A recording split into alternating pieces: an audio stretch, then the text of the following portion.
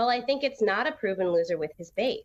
And, I think the best way to think about this is almost like the idea of the lost cause of the Confederacy, right? The South lost the Civil War, and yet there are still people generations afterwards who believe in the idea of the lost cause. And it's not necessarily that they think that that's a winning idea that's going to win over a majority of Americans, but it's very important to them.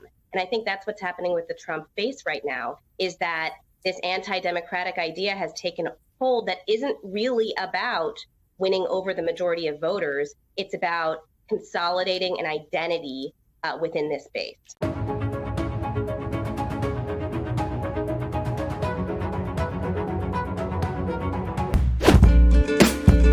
There was yet another alarming incident on board an airplane as an unruly passenger threatened a woman seated next to him earlier this week. The man is facing federal charges now after he put a razor to her throat. CBS's Christina Ruffini has more. Peace out. Peace out. Departing words from the man who allegedly threatened fellow passengers with a straight-edge razor on a flight from New York to Salt Lake. Were you scared? Yeah, definitely.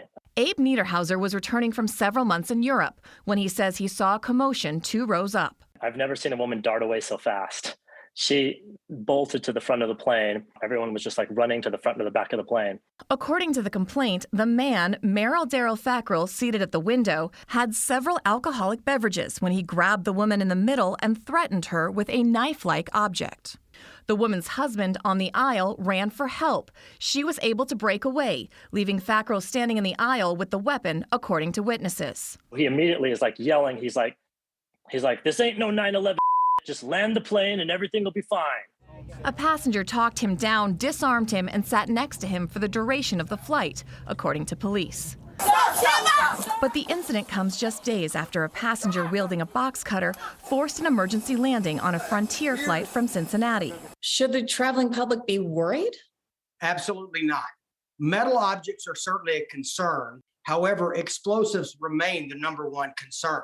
Keith Jeffries, former federal security director at LAX, says TSA will certainly review their procedures, but diligent and aware passengers have become an important line of defense. Passengers will not tolerate that, and they will intervene and do what they can necessary to keep the public safe. Now, TSA says disposable razors are allowed on flights, but razor blades are not. Officials say they're concerned about these incidents, and they will continue to work to deploy new X-ray technology that better detects these small items. Jerika? Christina Ruffini, thank you. Welcome back. The media is in a frenzy over Elon Musk's Twitter takeover, or he bought it, as leftist pundits claim the social media platform is dying. But in a new Fox News op-ed, our next guest says Musk knows what he is doing. Fox News contributor Joe Concha joins us now. Joe, tell us, how does Musk know what he's doing? Well, there's these companies called SpaceX and Tesla that may have been a bit successful, right? So, yeah, he's a pretty good businessman. But if you're looking for some quality entertainment this weekend, Joey, while you're waiting online at the Home Depot or for a table at Arby's, I'm an Arby's guy myself, you just got to go to Twitter and see these unhinged reactions from reporters who are really just liberal activists talking about the impending doom of Twitter. Because apparently Elon Musk bought Twitter for $44 billion only to destroy it, because that makes total sense, right? But the best part here, Joey, is that these folks hold the old Twitter up before Elon Musk as a shining beacon of truth and a deterrent against misinformation. You know, the way the old Twitter censored accounts that shared the Hunter Biden laptop story before a presidential election? Or how about stating that COVID may have come from a lab in Wuhan that studies, I don't know, what do they study again? Oh, right, coronaviruses. And Twitter took the Chinese government's word over basic logic in that case and also shut down accounts that shared that theory. So bottom line, as we speak, Twitter is working just fine and dandy. In fact, usage is at an all-time high. Elon Musk knows what he's doing, Joey. Well, on this topic, you talk about what the old Twitter did. I'm talking about shutting down the New York Post for reporting on the Hunter Biden laptop that now, 2 years later, they're saying is legitimate. Shutting down the Babylon Bee. I mean, a parody website for being a parody. Kind of insane, and it all kind of slants in one direction. Elon comes in, and there's a Twitter exchange. I'm not going to pull it up, but basically he says, hey, I think I need to shine a light on what those policies were. That's kind of what has these people scared to death.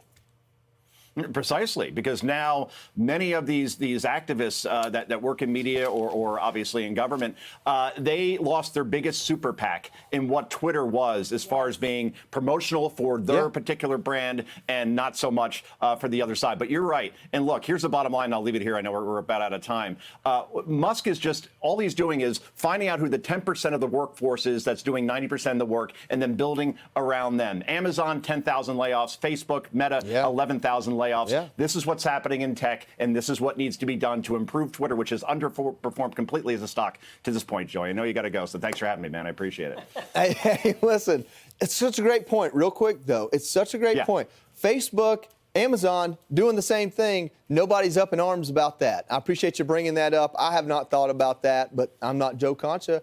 I'm not the smartest guy on the East Coast, man. It's a pleasure to have you on. You're only the most handsome, and thank you. You got my Venmo, clearly, that I paid you before the segment. So, good man. Have a good weekend. Working. All right, catch Joe on the big show today and tomorrow. Thanks, Joe. I'm Steve Doocy. I'm Brian Kilmeade. And I'm Ainsley Earhart. And click here to subscribe to the Fox News YouTube page to catch our hottest interviews and most compelling analysis. The former governor of Alaska, Sarah Palin, she has lost her bid to win a seat in the House of Representatives. Now, Palin's defeat is the latest political setback for someone who was once considered a rising star of the Republican Party.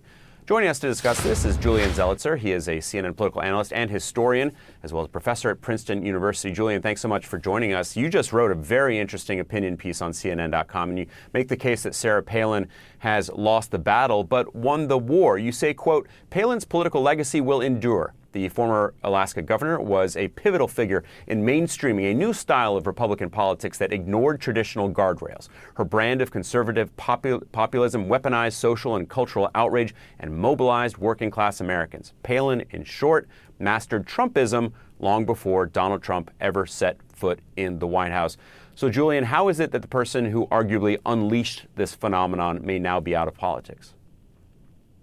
Well, she hasn't found the kind of electoral success that she's looking for, and it's unclear the kind of political legs that this kind of republicanism has. That said, it's pretty clear how the Republican Party has changed. It didn't all start in 2017, and she was one of the figures. I talk about Newt Gingrich as being another who gradually changed what the Republican Party was and opened the door to a very fierce kind of reactionary populism that has been prevalent during the last few years for sure, but started a lot earlier.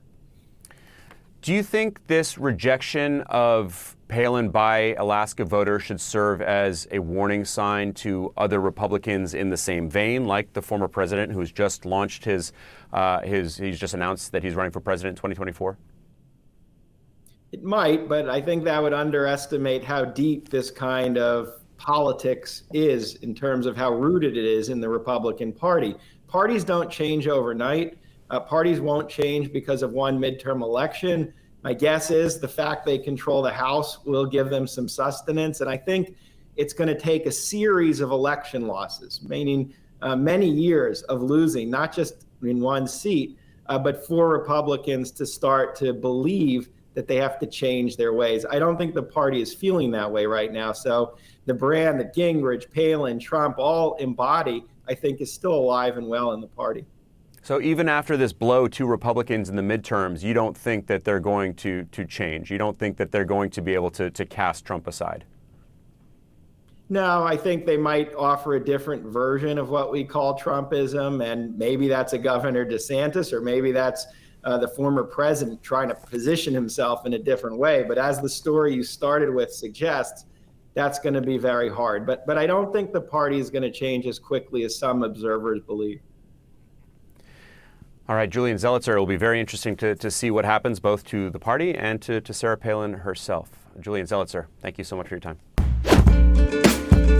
China is dealing with a record number of COVID cases this week, despite the country's zero-tolerance lockdown policy, which is now stirring anger and rare protests.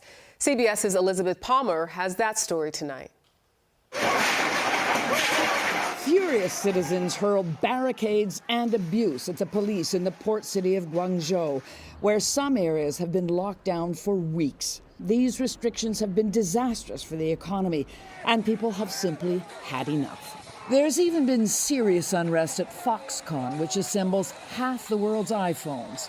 Workers rioted this week over factory conditions after a COVID outbreak and news that they wouldn't be getting a pandemic bonus.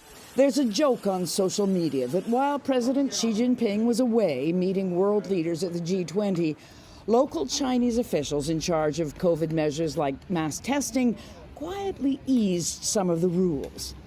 Unfortunately, cases spiked from 1,267 a month ago to almost 33,000 on Friday. Now President Xi is home again, and millions of Chinese are back in lockdown.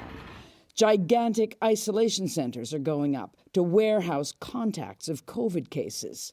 Some of the Chinese pushback against zero COVID may be coming from Chinese viewers watching crowds at the World Cup unmasked and unafraid. In fact, one of them used Photoshop to make the point that Chinese rules are ridiculous. And this man agrees. Outside his lockdown apartment complex, he's shouting, "Give me freedom or give me death."